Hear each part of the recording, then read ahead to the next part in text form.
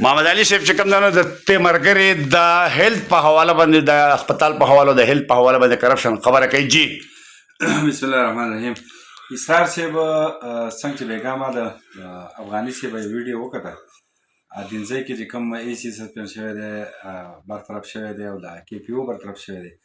همدا شان زموږ د مشرانو څخه خبرې هم روانې دي خو یو درخواست بیا کوم خپل ام پی ایز مینس ته چې زموږ په هیلث ډپارټمنټ کې څومره څه شوي دي غلطې برتنې شوي دي څومره چا څه کړي دي نو لهذا یو خو دغه غلط خلک چې کوم دی نو دا د دې ضلعې نه ضلع بدل کوي دا درې کوي او کم خلک چې پاتې نو د هغې د پراپر انکوایري وشي او دا خبرې مونږ په سوشل میډیا دې نه مخکې نه دي راوستې خو مونږ به اوس تنګ شو دا خبرې په سوشل میډیا راولو چې کومې غلطې برتنې شوي دي کوم د کرپشن په دغه کې شوي دي زمره کې راځي نو لهذا د دغې خلکو د تحقیقات وشي او دغه خلک د کم از کم د هیلث ډپارټمنټ نه د دې ضلعې نه د کم از کم دا درې کړی شي چې دا هیلث ډپارټمنټ صفا شي. دا غلطې برتیانې چې کوم دی نو په کوم ځای کې شوي دي؟ دا په تقریبا په ټول ډسټرکټ کې او زیاتر بیا په میډیکل کالج کې په میډیکل کالج کې شوي دي. د ډسټرکټ هیډکواټر هسپتال متعلق تاسو وایي ډس هیډکواټر هسپتال چې کوم دی د هغې کارکردګي فی الحال انتهایي خرابه ده او د صفایي نظام که وګورې دغه شانتې زموږ چې کوم ام ایس سی ناست دی د هغې منیجمنټ وګورې نو په دغې حواله په هغې کې ډېرې کمیانې کوتاهیانې دي په ډیمیز زموږ سردار حسین صاحب چې کوم راغلی دی نو د هغې نه زموږ دا یو امید پیدا شوی دی چې د دې نه مخکې په ایمرجنسي کې د ویلچیر او کوم دا نور سامان چې کوم د ایمرجنسي دغه څیزونه هم ده الحمدلله هغه یو کوشش ورکړی دی د لیب په حواله سره یې څه امپرومنټ وکړو داسې نور څه څیزونه دي هغوی روان کړي دي امید دی چې انشاءالله د دغې ملګرو په وساطت سره د آی ډي اف زموږ چې کوم ملګري دي هغوی خپل کوششونه جاري ساتي انشاءالله امید دی چې دغه هسپتال ښه شي.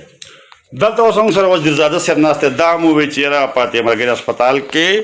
حالات ټیک نه دي او دا کرپشن پکې کېږي تاسو په دې حواله څه وایئ؟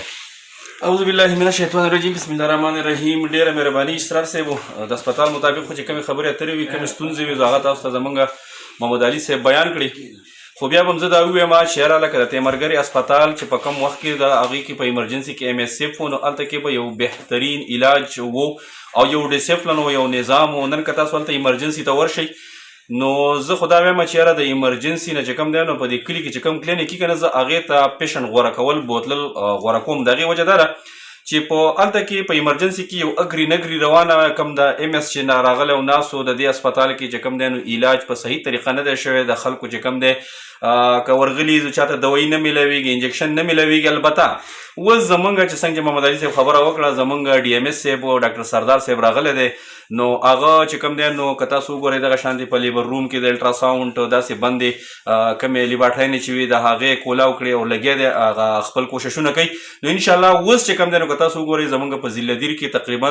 50% خلک چې کوم دی نو هغه مطمئن شوي دي انشاءالله د هغه د کوششونه او موږ په هغه ته چې کوم دی په دغې کوششونو باندې مبارکباد پیش کوو او د هغه نه دا تمه توقع ساتو چې هغه به مزید اصلاحات انشاءالله په تیمرګرې په هسپتال کې راولي. وزیرزاده صاحب دا راته ووایه چې تاسو د ام ایس ایف خبره وکړه دغه سروس چې د تیمرګرې د هسپتال نه کلوز کېدل نو دلته د پی ټي آی ام پی ایس چې کوم دی ام این ایز هغه موجود و د هغې په موجودګۍ کې دغه سروس چې کوم دی د دې ځایګې نه منتقل کړی شوي دي او بل خوا تللي دي تاسو د هغې د کارکردګۍ په حواله څه وایئ؟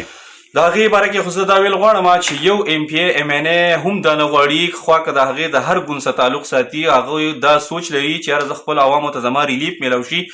زما نه چې څونه کېږي زه خپلې ضلعې ته خپلې حلقې ته د عوامو دپاره سهولیات هغوی ته میسر کړمه خو بهرحال په هغې چې کله دغه منتقل کېدل د هغې د حوالې څخه هغې ته ښه علم و هغوی د دې نه ښه خبر و خو بهرحال د هغې یو ام ایس ایف و دا یو پراجکټ و د هغې خپل یو ټینور و یو ټایم و ډیوریشن و هغه ټیم او ټینور ډیوریشن چې کوم و نو د هغوی پوره شو نو د هغې د وجې نه هغه یو پرایویټ پراجکټ و نو په هغې باندې سیاسي اثر رسوخ یا د ګورمنټ یو سړی چې کوم دی ته په هغې باندې صفابندي نشي راوستی د هغو خپل یو ټایم و هغه ټینور پوره شو د هغې د وجې نه هغې بیا د وزیر اعلی مخې له چې کوم دی نه شو ورتلی صفا خبره ده که چې هغه سوات ته تللی ډېره مهرباني تھینک یو اسرار صاحب ډېره مهرباني.